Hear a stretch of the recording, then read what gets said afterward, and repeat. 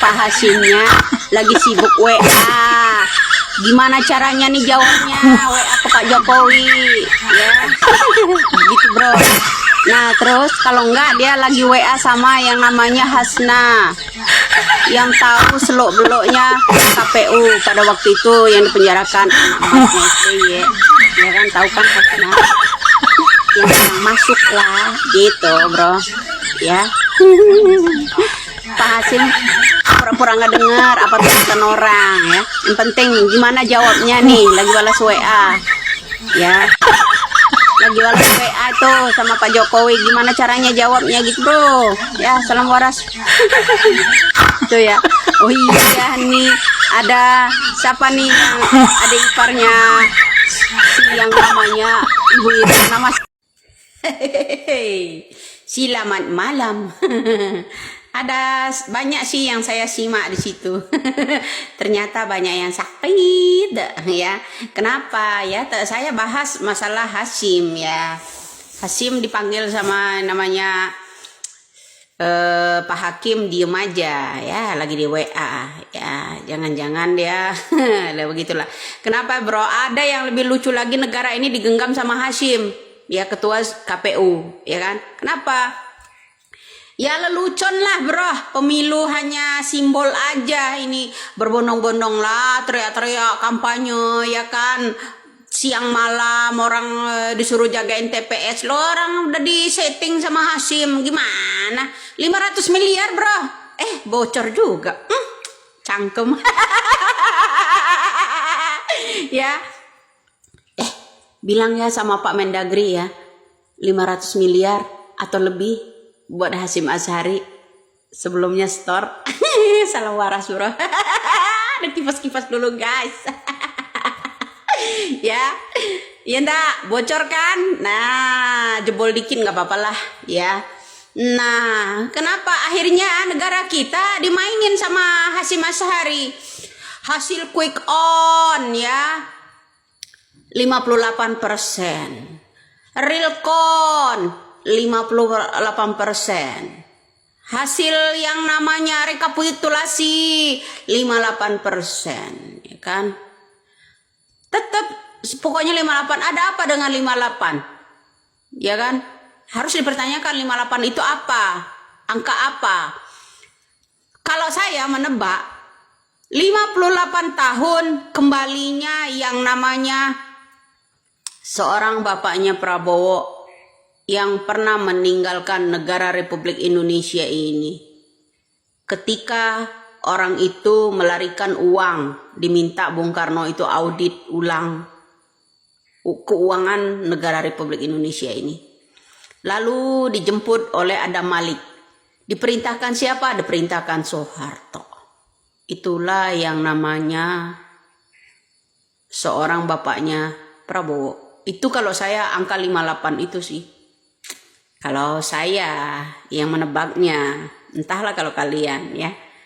Masalahnya begini, yang namanya M. Kodari cuap-cuap pada bulan Januari sebelum berakhir di pertemuan yang namanya Borobudur ya, di Hotel Borobudur itu di depan elit yang namanya Partai Golkar, ya kan, udah mengumumkan 58%, hasil quick on 58%, hasil yang namanya realcon 58%, udah nggak bergerak. Uji coba pada tanggal 13 Februari sebelum pemilu, sebelum tanggal 14, 58% udah diupload ya, tanggal 13 itu udah 58%. 58. Ada apa dengan angka 58? Pertanyakan itu bro. Ada apa Bapak Jokowi dengan angka 58? Bahaya nggak kira-kira? Atau perhitungan Bapak Jokowi membayar hati dengan siapa itu dulu? Atau jangan-jangan balas dendam? Ya kan? Nah itu. Ada apa dengan angka 58? Hasil rekapitulasi juga 58. Nggak ada geser-gesernya acan. Server KPU tetap 58. Iya kan? Nah, Sementara orang yang kampanye segitu besarnya hanya dikasih 16. Ya kan? Artinya negara kita ini digenggam oleh Hashim Asyari. Ya kan? Dulu yang udah dipecat, tapi ditarik kembali. Begitu juga dengan Paman MK. Dipecat, ditarik kembali. Lalu ada siapa sebelumnya? Siapa tuh yang satunya itu? Saya lupa namanya, nanti saya cari siapa tuh namanya. Didudukkan di situ lagi, udah dipasang lagi sama Bapak Jokowi kan. Itu anggota MK yang lama. Ya ditarik kembali di situ untuk mendampingi yang namanya Paman MK, Anwar Usman. Ya jangan lupa itu, Bro. Ya. Siapa sih namanya? Lupa saya. Mungkin ada yang komen ya nanti. Nah itu, Bro. Ya negara kita digenggam sama Hashim Asyari, dipermainkan sama Hashim Asyari. Nah jangan lupa tapi, betul enggak Hashim Asyari menerima 500 miliar dari Mendagri? Ya jangan lupa itu. Salam waras dan salam NKRI.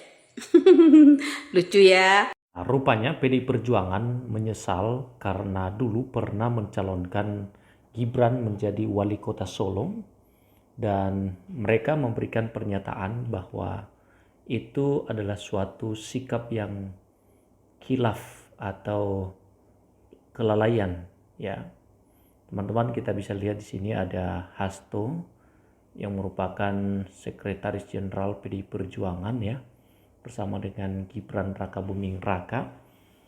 Dan memang barangkali Gibran ini tidak akan pernah bisa menjadi wali kota Solo tanpa adanya dukungan dari PDI Perjuangan saat itu.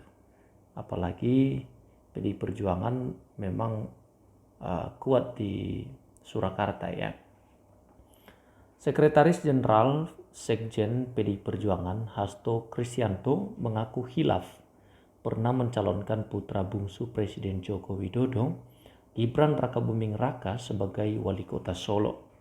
Hasto menjelaskan PDI Perjuangan berani mencalonkan Gibran kala itu lantaran melihat kepemimpinan Presiden Jokowi yang dinilai telah memberikan dampak cukup bagi Indonesia. Ya, memang betul bahwa kepemimpinan Presiden Joko Widodo selama 2 periode memberikan sebuah kemajuan lah dalam bidang infrastruktur. Ya, dia mengerjakan pembangunan infrastruktur itu secara luar biasa, dan itu kita akui bahwa dia memang berhasil di dalam membangun infrastruktur. Tapi tidak demikian dengan meningkatkan hak demokrasi anak bangsa atau membangun demokrasi yang baik. Karena terbukti ketika Gibran diloloskan menjadi calon wakil presiden dari kubu 02, tidak bisa dipungkiri bahwa itu juga ada campur tangan dari Presiden Jokowi memberikan restu kepada anaknya, dan memang pasti akan ada cawe-cawe seperti yang pernah disampaikannya, ya. Namun Hasto menyadari kemauan atau kemajuan yang dilakukan oleh Presiden Jokowi justru memicu hutang yang meningkat. Hasto menilai dengan utang yang semakin banyak akan berdampak buruk bagi bangsa Indonesia ke depan. Oke, kemudian teman-teman, tetapi setelah kami lihat lebih dalam, kemajuan ini ternyata dipicu oleh beban utang yang sangat besar. Utang kita, utang pemerintah itu hampir mencapai 196 miliar dolar Amerika Serikat. Ternyata utang swasta juga, ya, dan hutang BUMN itu hampir mencapai 220 miliar dolar Amerika Serikat. Wah, suatu angka yang sangat besar, ya teman-teman, ya. Nah, ketika ini digabung, maka ke depan kita tidak bisa atau kita bisa mengalami suatu persoalan yang sangat serius. Lebih lanjut, politikus PDI Perjuangan itu menyebutkan, ya, cuman utang yang ditinggalkan Jokowi, masalahnya akan menimbulkan persoalan besar, ya. Dan masalah lain yang tidak kalah besar, tidak kalah berat, yaitu maraknya nepotisme di lingkaran kekuasaan. Semakin terang-terangan malah, ya. Nah, kita lihat bagaimana nepotisme itu ternyata justru semakin telanjang dan di depan mata kita.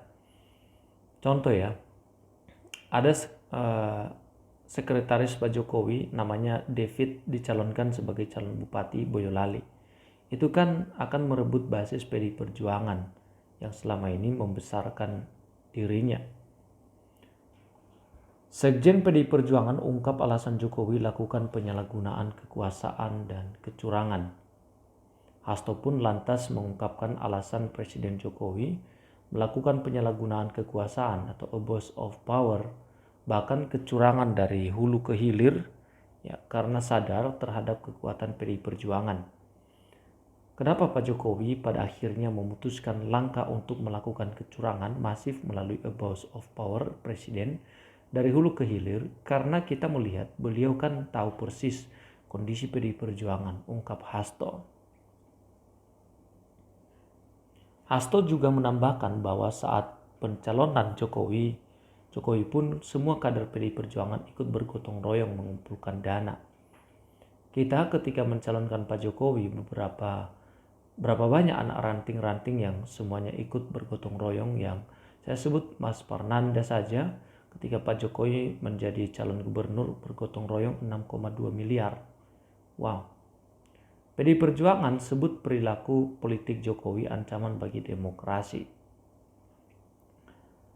Oke, sebelumnya Sekjen PDI Perjuangan Hasto Kristianto menilai pemilu 2024 yang menjadi bukan karena faktor Jokowi efek. Menurutnya ada pula faktor bantuan sosial atau bansos hingga intimidasi efek yang diterapkan sedemikian rupa. Yang ada bukan Jokowi efek tetapi adalah bansos efek, penggunaan aparatur negara efek, intimidasi efek. Itu yang terjadi, kata Hasto di kantor DPP PDI Perjuangan, ya. Meski begitu, kata Hasto, PDI Perjuangan tetap mampu hat-trick atau menang 3 kali berturut-turut di pemilihan legislatif. Menurut dia hal itu lantaran PDI Perjuangan sudah melalui proses kelembagaan yang sangat kuat. PDI Perjuangan kan dibangun sebagai kekuatan kolektif yang menyatu dengan rakyat. Oleh sebab itu, kata Hasto, meskipun terjadi pergeseran pemilu mengarah pada aspek-aspek elektoral dan dominan pada praktik-praktik politik yang liberal, PDI Perjuangan tidak goyah. Buktinya PSI kan juga tidak lolos pemilu, sekalipun dari sumber-sumber terpercaya itu sudah dilakukan berbagai upaya untuk menggolkan itu, tapi gagal juga. Lebih lanjut, Hasto menyebut operasi politik yang dilakukan Jokowi di pemilu 2024 telah mengabaikan supremasi hukum PDI Perjuangan. Kata dia bakal berupaya menjamin proses demokrasi berjalan sebagaimana mestinya ke depan dengan memperhatikan keteladanan. Oke teman-teman, terima kasih sudah menonton video ini sampai selesai. Dan jangan lupa tinggalkan komentar Anda di bawah kolom komentar ini.